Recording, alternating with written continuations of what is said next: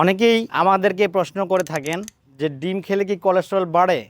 জি, একসময় এটা ধারণা ছিল যে ডিম, যারা হার্টের রোগী বা যাদের কোলেস্টেরলের সমস্যা আছে তারা ডিম খেতে পারবে না। কিন্তু রিসেন্ট রিসার্চগুলি বলছে ডিম আসলে শরীরের জন্য খুব উপকারী জিনিস। কোলেস্টেরল আসলে ডিমের কারণে বাড়ে না, আর নানা কারণে বাড়তে পারে, কিন্তু শুধুমাত্র ডিমের কারণে বাড়ে না। আমাদের শরীরে লিভার আসলে আমাদের কোলেস্টেরল তৈরি করে, ম্যাক্সিমাম কোলেস্টেরল তৈরি করে লিভার।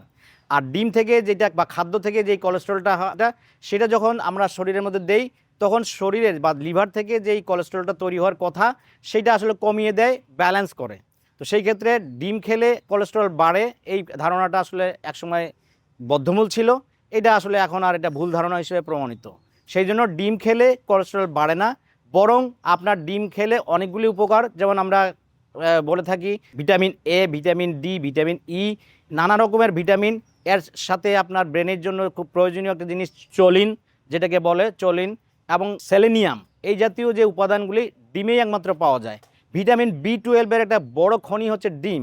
তো সেই ক্ষেত্রে আমরা ডিম কোলেস্টেরল বাড়ায় এই কথা বলে ডিম থেকে দূরে না থাকি।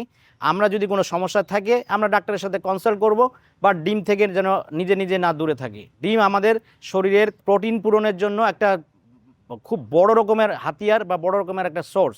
আমরা ডিমকে সেইভাবে মূল্যায়ন করি এবং আমাদের খাদ্যে ডিমেরকে সবসময় রাখার চেষ্টা করব। ধন্যবাদ, ভালো থাকবেন।